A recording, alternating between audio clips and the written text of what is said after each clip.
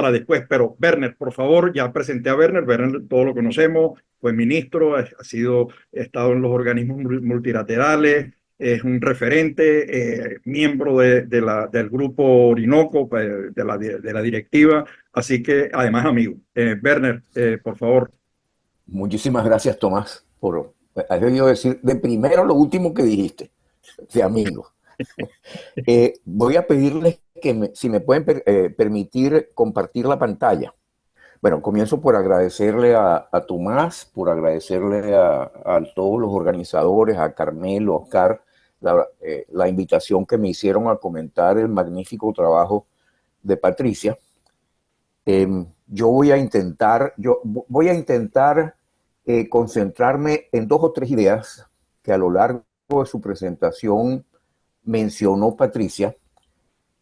No voy a entrar en algunos detalles que ella manejó magistralmente, pero tratando de enfocarme en dos o tres ideas, como dije, de Patricia, voy a hilar o voy a abordar mi comentario deteniéndome en tres momentos o en tres hitos de su presentación. Comencemos por decir que, bueno, los ingenieros solemos referirnos a y trabajar en usos, formas y tecnologías para el aprovechamiento de agua, los arquitectos en la creación de espacios públicos, y aquí me acerco a algo que quiero perseguir a lo largo de este comentario, y es la sociedad, el sujeto beneficiario de todo lo que pensemos sobre el agua debe ser la sociedad. Y siento que los arquitectos tienen un enfoque que nos acerca más que el enfoque de los ingenieros que hemos mencionado muchas veces. Por cierto, estamos sometidos a esto de que éramos muchachos en la escuela y en el bachillerato, que cada vez que nos hablaban del agua en la historia, nos mencionaban como, por ejemplo, los mayas o los egipcios idearon formas de aprovechar el agua, los asirios, los sumerios, y pocas veces nos hablaron de que las dos religiones o las dos corrientes de espiritualidad que más influencia han tenido en nuestra civilización, en nuestra cultura, especialmente en nuestra cultura de origen hispano, son algunas ideas que fueron planteadas por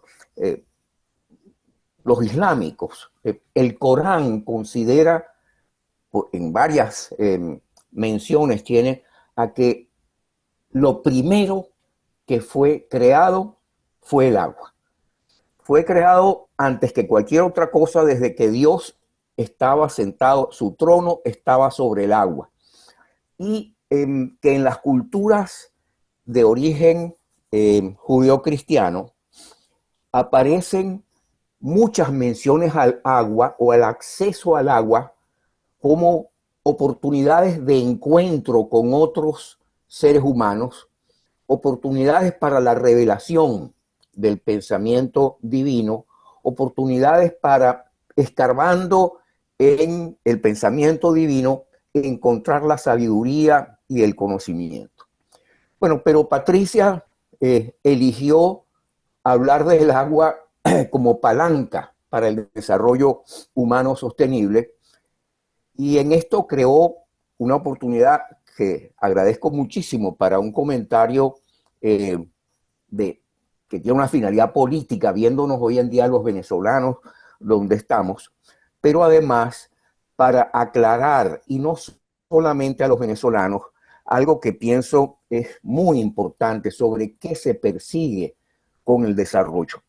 Y cuando ella elige hablar del agua como palanca para el desarrollo humano sostenible, está hablando del agua como palanca para la libertad. Se conoce como el enfoque del desarrollo como libertad a todo lo que ha sido creado por Amartya Sen fundamentalmente, pero también por Martha Nussbaum, alrededor de lo que se conoce más académicamente como el desarrollo humano sostenible.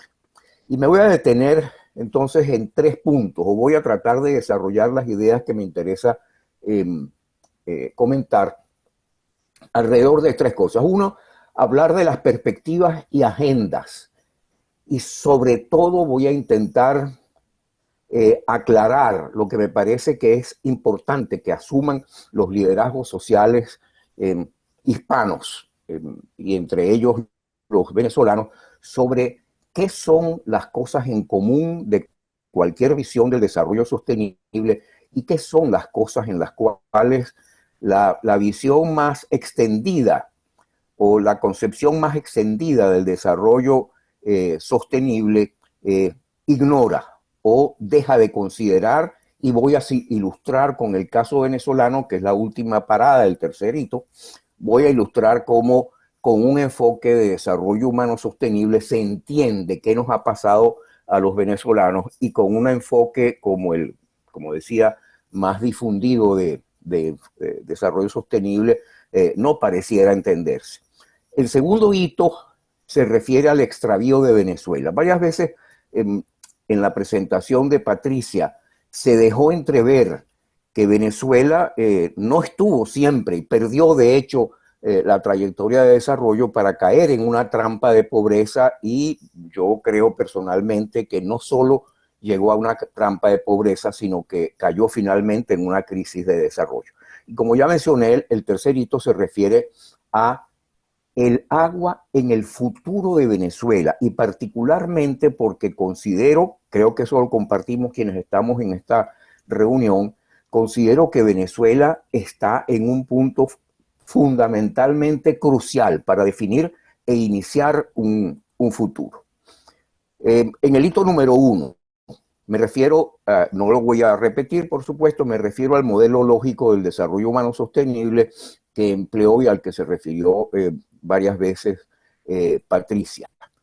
Y destaco fundamentalmente que como una derivación de esa manera de ver el proceso de desarrollo funcionando, ella destaca sistemas de la cultura del agua. Ella entra en la dimensión de los imaginarios, que no es la dimensión de la tecnología, pero que deriva muchas cosas de la historia que puede haber habido de la aplicación de la tecnología por parte de los miembros de una sociedad. Y dejo eso allí porque la voy a retomar más adelante, que el poder influir para aquel futuro que mencionaba, poder influir positivamente en los imaginarios, allí va a estar el secreto del éxito, en que podamos o no transitar o ponernos en movimiento en una transición nuevamente a una senda de desarrollo. Y la segunda idea que destacó Patricia, que me gusta mucho, es que ella concluye hablando de la lógica en que hay un mandato social del desarrollo humano sostenible, y que ese mandato es la profundización de la democracia. Eso es muy importante, y voy a intentar ahora hacer una comparación entre dos perspectivas del desarrollo sostenible. La perspectiva más difundida del desarrollo sostenible y aquella que resulta de los conceptos del desarrollo humano sostenible o del desarrollo como libertad. El sujeto del proceso, en la perspectiva más difundida, el sujeto es el capital natural, son los ecosistemas y los recursos naturales, o en otras palabras, el sujeto es el ambiente. Y en cambio, en los conceptos del desarrollo humano sostenible, el sujeto es la persona humana en sociedad, no la persona humana aislada, ella con todas las relaciones que tiene con sus pares en la sociedad. El fin del desarrollo, dentro de la perspectiva más difundida del desarrollo sostenible, es el progreso económico sin agotamiento del capital natural, sin agotamiento de los recursos naturales. En cambio, en la perspectiva del desarrollo humano sostenible, el fin del desarrollo es la expansión de las libertades de todos los miembros de la sociedad. Me detengo un momento acá, aunque Patricia lo mencionó y creo que lo expresó muy correctamente. Me detengo para decir que la libertad, una persona es libre cuando tiene capacidades para construir y vivir la vida que ella tiene razones para valorar. Y la creación de capacidades, la oportunidad para que cada persona genere capacidades humanas, le tiene que ser otorgada esa oportunidad por la sociedad. Es una razón fundamental para vivir en sociedad que yo pueda favorecerme de esa cooperación y construir capital natural, capital humano. Y las capacidades humanas, la manera fundamental de construir, de acumular capacidades humanas es a través del acceso a la educación de calidad y al servicio de salud de calidad, que son entonces una obligación de la sociedad. Yo sé que hay personas que consideran que hablar de derechos solo se debe hacer después de hablar de deberes. Yo creo que deberes y derechos son las dos caras de yo como beneficiario y de yo como beneficiante o como quien con mi acción beneficio al conjunto de la sociedad. Pero el concepto de desarrollo humano sostenible, el concepto del fin del desarrollo, cubre al progreso económico sin agotamiento del capital natural, pero tiene muchas cosas más. Tiene la realización de cada persona. El ámbito de la sostenibilidad, en la perspectiva más difundida del desarrollo sostenible, se limita a la sostenibilidad del capital natural. Y el ámbito de la sostenibilidad en la perspectiva del desarrollo humano sostenible incluye todos los acervos de capital, un proceso de desarrollo que no es sostenible económicamente, simplemente se detiene. Puede entrar en trampa y puede finalmente entrar en crisis. Igual que puede entrar en crisis si el capital natural se va desgastando, se va reduciendo. Se refiere a todos los acervos de capital, pero no solamente a los acervos de capital. Los acervos de capital son de capital económico, de capital humano, de capital social relacional, de capital natural, por supuesto, pero además, en el concepto del desarrollo humano sostenible, la sostenibilidad sociocultural, que se logra manteniendo o elevando la cohesión social, la cohesión, la disposición a contribuir con el otro, la disposición empática a cooperar es fundamental. Y vamos a ver cuando estudiemos, dentro de muy poco, cuando veamos qué nos pasó a los venezolanos, que llegamos a una crisis porque no fuimos sostenibles ni económicamente ni socioculturalmente. El alcance de la democracia en la perspectiva más difundida del desarrollo sostenible, la democracia tiene que ver con reglas para la institucionalidad política que la hagan transparente y que la hagan sujeta a controles. Y en los conceptos del desarrollo humano sostenible, el alcance de la democracia, además de cubrir lo anterior, establece un compromiso con el progreso de todos en libertad. Es que la finalidad misma de asociarse, de pertenecer a una sociedad y establecer unas reglas de esa sociedad, es que solamente cooperando podemos garantizar la paz y garantizar el progreso de todos en libertad. Y eso no puede olvidarse. Yo celebro mucho que mencionara Patricia el mandato social del desarrollo humano sostenible como una democracia en estos términos, que es lo que suele llamarse una democracia plena. Y por último, la agenda efectiva. ¿Cuál es la agenda efectiva de quienes comparten esa perspectiva que digo más difundida del desarrollo sostenible? Es básicamente una agenda ambiental.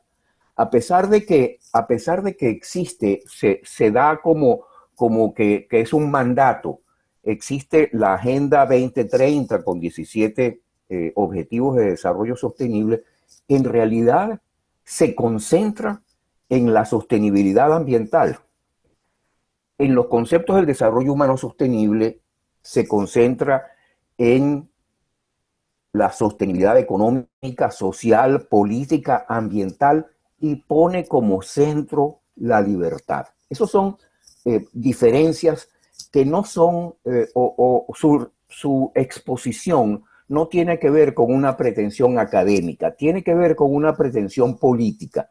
Para los venezolanos, particularmente viviendo en la circunstancia que estamos viviendo, tener claro que es un compromiso de desarrollo sostenible el construir una nueva democracia que esté preocupada por el bienestar, la libertad y no solamente por el ejercicio de las reglas que establece la Constitución, puede significar la gran diferencia entre que tengamos un proceso de transición exitoso o que ese proceso se detenga e incluso se revierta.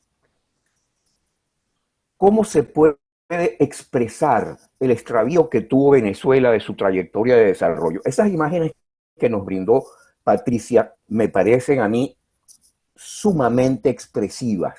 Allí no solamente están mostrados, se está comparando, yo cambié el orden, por cierto, a la izquierda están años 50 y a la derecha fines de la década o de la segunda década del siglo XXI. En esas imágenes no solo se está mostrando el deterioro de una infraestructura. Si ustedes se fijan bien, se está mostrando la escasez de acceso al agua al punto de estar al borde del río Guaire o de estar al borde de alguna quebrada canalizada para buscar agua.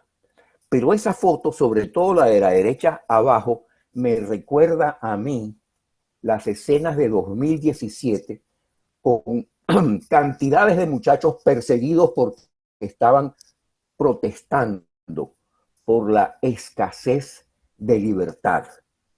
La cantidad de muchachos que fueron perseguidos y tuvieron que lanzarse al río Guaire.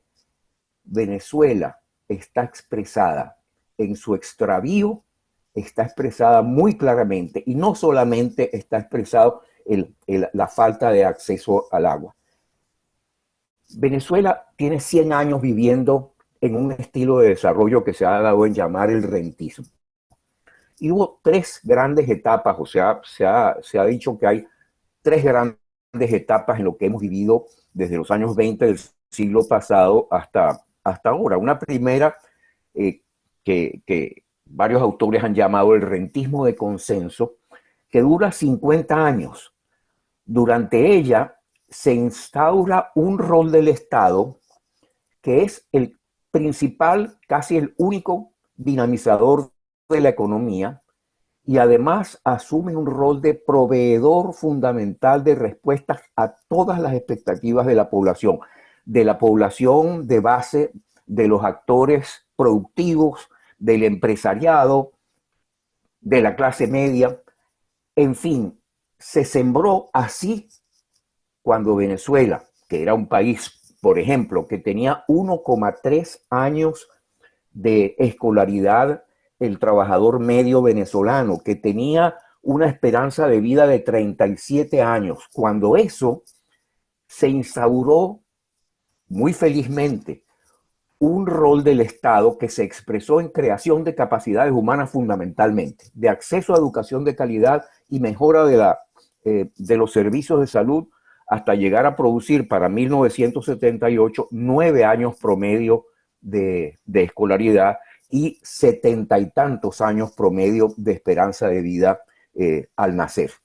Y esos logros, que no fueron solamente estos dos, pero que estos dos muestran la amplitud, esos logros fueron posibles, no porque fuese esa la mejor manera de manejar institucionalmente a la sociedad venezolana, sino porque era muy pequeña la población o eran muy grandes los recursos a los que tenía acceso la administración pública frente al tamaño de la población.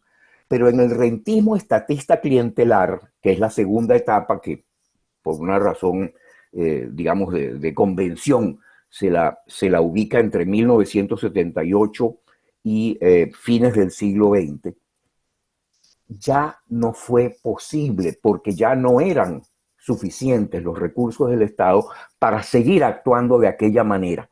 Y la respuesta del Estado, en lugar de ser que hubiese mayor facilidad para que otros actores organizados de los privados, pudiesen suplir una serie de las expectativas, lo que decidió el Estado fue concentrar más aún el poder.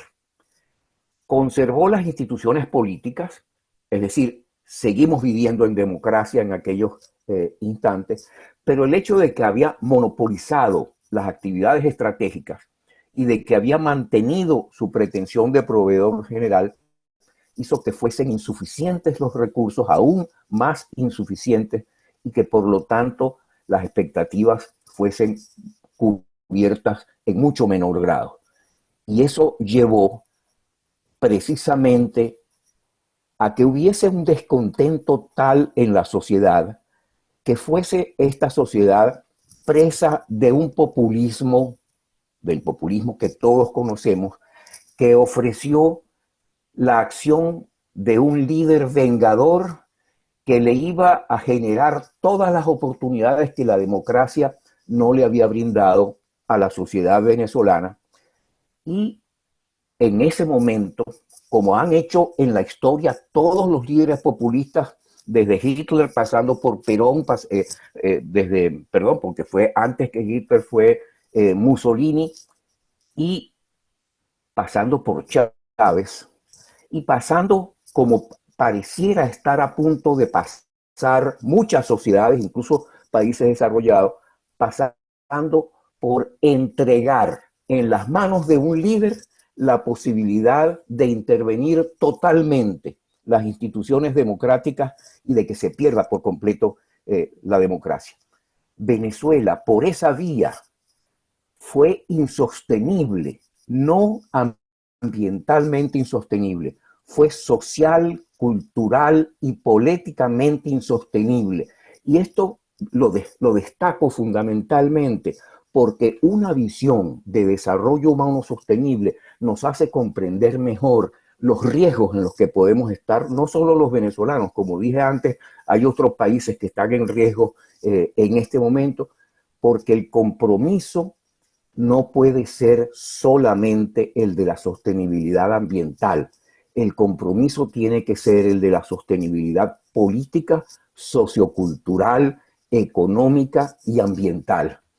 Y el nuevo sistema de reglas que fue implantado cuando la sociedad venezolana, en respuesta a este liderazgo populista, le permitió modificar completamente las reglas, incluida la Constitución y reglas de niveles jerárquicos inferiores, pero muy importantes como son las reglas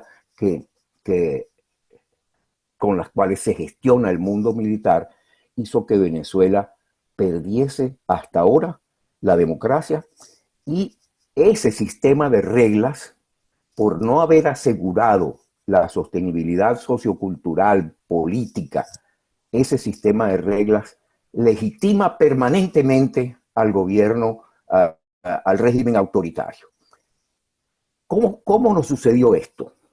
¿Qué clase de insostenibilidad se expresó al final del rentismo clientelar? Miren, esas dos curvas que están allí representadas muestran en el eje horizontal, en el eje de las X, están los 20 años, los 40 años de la democracia representativa. La curva azul representa el total de población pobre, millones de habitantes, y se lee sobre el eje vertical de la izquierda. Y la curva roja representa los votos anti-status y las abstenciones sucedidas en todos los procesos electorales que hubo entre 1958 y 1998. El coeficiente de regresión es de 92%. Es decir, era de esperarse que por la democracia no haber asumido realmente un compromiso con la eliminación de la pobreza, se perdió. La perdimos por no haber asumido el compromiso de la sostenibilidad sociocultural y económica. Y en esta otra curva se ve cómo entre 1935 y 2025, cómo se ha comportado el salario medio real, es decir, descontada la inflación. Se multiplicó por 7 el salario medio real entre 1936, a la muerte de Gómez, y 1978, que es cuando se produjo el valor máximo, y retrocedió a hoy a niveles que están previos a 1907. El nivel de ingreso medio real de 2022 es inferior al que había cuando se inaugura la dictadura de Juan Vicente Gómez. Venezuela necesita, insisto en esto, necesita garantizar la sostenibilidad social al futuro. Y eso tiene que expresarse de una forma que se pueda mantener la democracia. En estas dos últimas curvas están mostrados, en la curva azul, que también se lee en el eje vertical de la izquierda, está mostrado qué representaba el Producto Interno Bruto per cápita de Venezuela a precios en dólares de poder adquisitivo de compra, dólares internacionales de poder adquisitivo constante. Cómo Venezuela entre 1920 y 1950, fíjense que Venezuela a partir de 1945 superó el promedio de ingreso per cápita de los países desarrollados, es decir, de los países miembros de la OCDE. Ustedes ven la línea horizontal 100, durante los años que van de 1945 a 1970 aproximadamente, tuvimos un ingreso per cápita en dólares de poder paritario de compra, dólares internacionales de poder paritario de compra, superior al de los países desarrollados. Y hoy tenemos un nivel de Producto Interno Bruto per cápita que es inferior al de 1860, pero no comenzó a la llegada del chavismo, no comenzó en el año 2000. En el año 2000 ya habíamos retrocedido a los niveles comparativos con los países desarrollados que teníamos en 1920. El deterioro de la democracia como actor institucional que debería estar garantizando el progreso, la mejora de la calidad de vida de los venezolanos, esas fallas comenzaron en los años 60.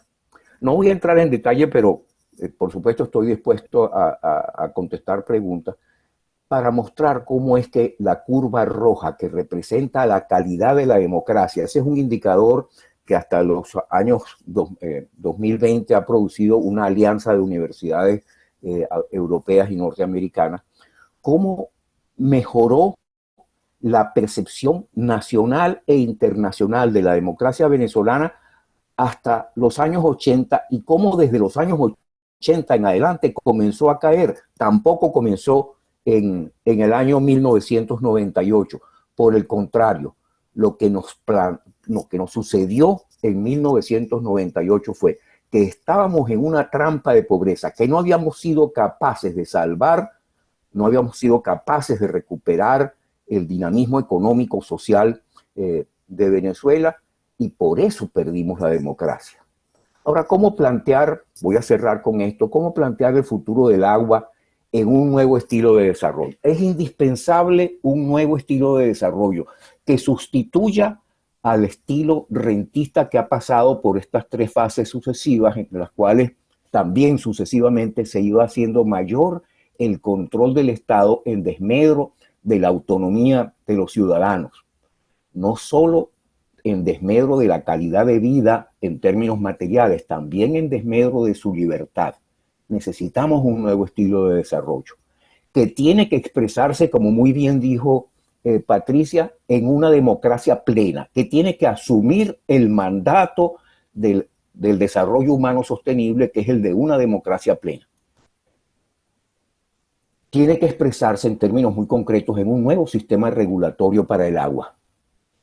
Y ese nuevo sistema regulatorio debe obviamente ser financieramente viable, pero no puede ser financieramente viable solamente.